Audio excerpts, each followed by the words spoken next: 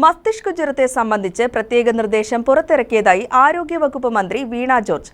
Amoeba വിഭാഗത്തിൽപ്പെടുന്ന രോഗാണു തലച്ചോറിനെ ബാധിക്കുമ്പോഴാണ് രോഗം ഉണ്ടാകുന്നത്. 97% ഇതിന്റെ മരണനിരക്ക്.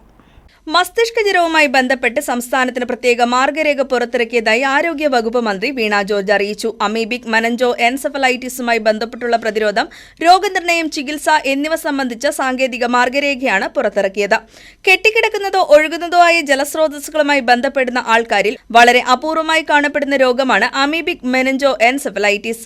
ഇത്തരം വെള്ളവുമായി സമ്പർക്കത്തിൽ വരുന്നവരിൽ 26 ലക്ഷത്തിൽ ഒരാൾക്ക് മാത്രമാണ് ഈ രോഗം വരുന്നതെന്നാണ് കണക്കുകൾ സൂചിപ്പിക്കുന്നത്. മൂക്കിനെയും മസ്തിഷ്കത്തെയും വേർതിരിക്കുന്ന നേർത്ത പാളിയിൽ അപൂർവമായുണ്ടാകുന്ന സുഷിരങ്ങൾ വഴിയോ കർണപടലത്തിലുണ്ടാകുന്ന സുഷിരം വഴിയോ ആണ് അമീബ തലച്ചോറിലേക്ക് കടക്കുകയും മെനഞ്ചോ എൻസെഫലൈറ്റിസ് ഉണ്ടാകുകയും ചെയ്യുന്നത്. 97% മരണനിരക്കുള്ള രോഗമാണിത്. തീവ്രമായ തലവേദന, പനി, ഓക്കാനം, ഛർദി, കഴുത്ത് തിരിക്കാൻ ബുദ്ധിമുട്ട് തുടങ്ങിയവയാണ് പ്രധാന ലക്ഷണങ്ങൾ. പിന്നീട് ഗുരുതരാവസ്ഥയിലെത്തുമ്പോൾ അപസ്മാരം, ബോധക്ഷയം, ഓർമ്മക്കുറവ് തുടങ്ങിയ ലക്ഷണങ്ങളും ഉണ്ടാകുന്നു. കെട്ടിക്കിടക്കുന്ന വെള്ളത്തിൽ കുളിക്കുന്നവർ ഈ രോഗലക്ഷണങ്ങൾ കണ്ടാൽ ഇക്കാര്യം പറഞ്ഞ് ചികിത്സ തേടേണ്ടതാണ്. News desk KCV news.